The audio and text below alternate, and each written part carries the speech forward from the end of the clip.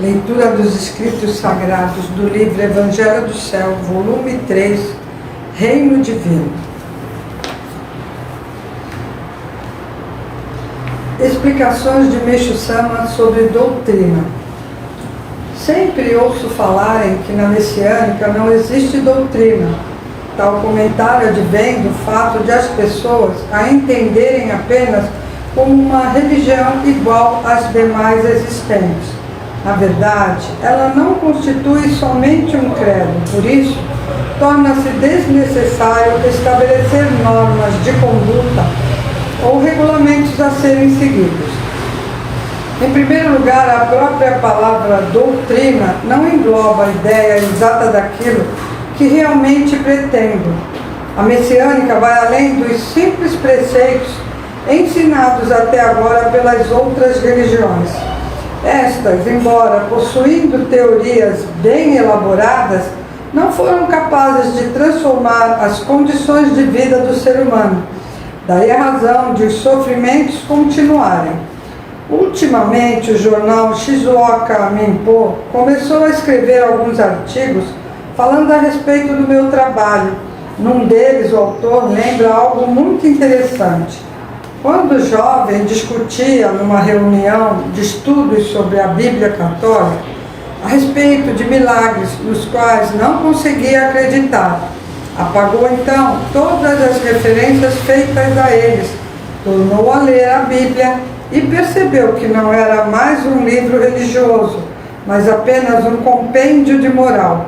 Perdeu assim completamente o interesse pelo estudo que vinha fazendo. Achei o fato em questão muito bem colocado. Explicando melhor, quer dizer que, se a religião transmitir somente princípios doutrinários, torna-se um tratado de moral. Na sua essência deve existir, portanto, além da moral, algo misterioso, fundamentado em milagres. Quanto maior for o número deles, tanto mais valor terá a religião. É, contudo, um aspecto bastante delicado e difícil de ser compreendido em profundidade. Analisando com mais detalhes as posturas das diversas religiões existentes no planeta, percebe-se que são semelhantes às atitudes correntes nos meios sociais de elaborar códigos de leis para manter a ordem e impedir o surgimento de criminosos através da imposição de penalidades. Exatamente assim fazem as doutrinas religiosas. Impõem procedimentos através de cláusulas determinantes do que pode ou não ser praticado. Todas as imposições legais foram iniciadas com os 10 mandamentos de Moisés.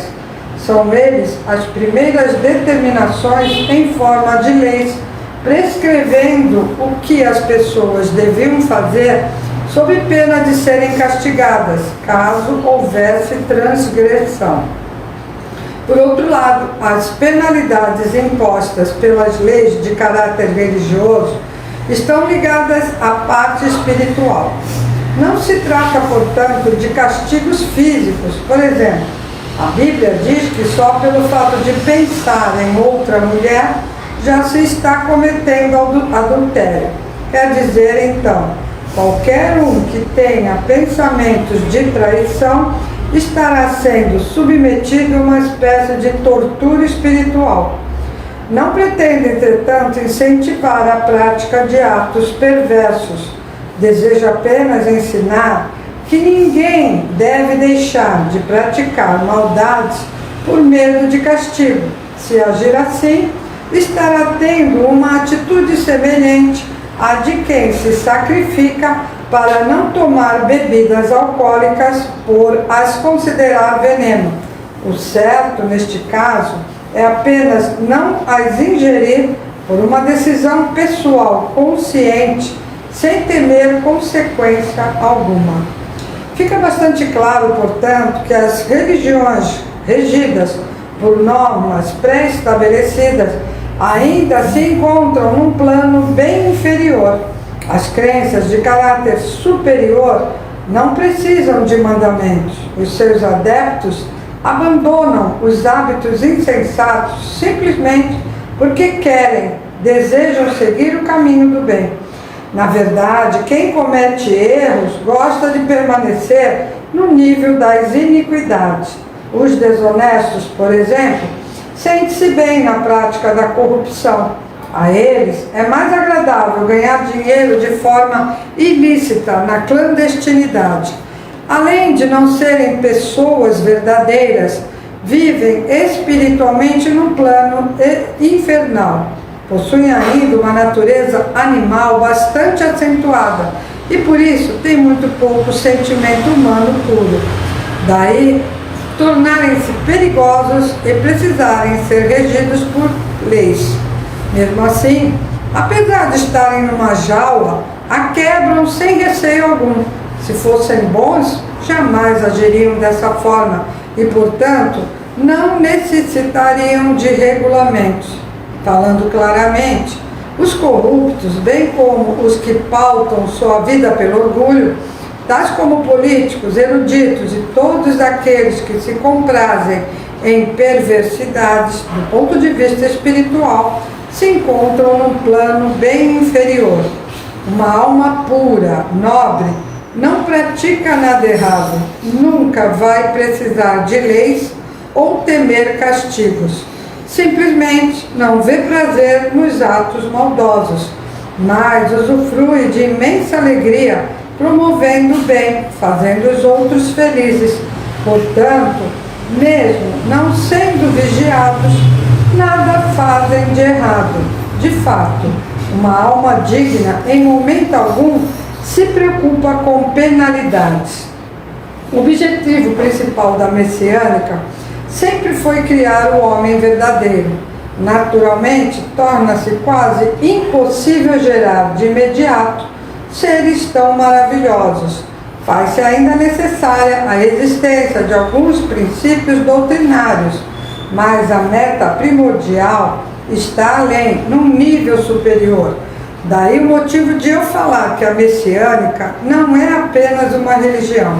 Como até agora não apareceu outro movimento tão extraordinário visando ao bem da humanidade inteira, fica difícil fazer com que todos entendam o verdadeiro objetivo da messiânica, nem mesmo na eficácia do jorei como um método de cura integral das doenças as pessoas acreditam.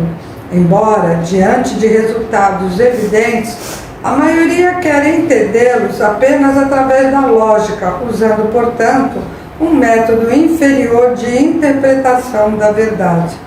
Não conseguem admitir que os fatos são superiores.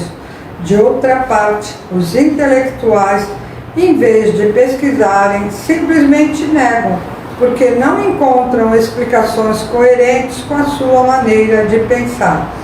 Daí surgirem grandes obstáculos impedindo a aceitação plena do jorei. Quando, porém, for entendido de verdade, ninguém vai conseguir abandoná-lo e o principal objetivo messiânico será, então, compreendido por todos. Obrigada a todos, uma boa noite.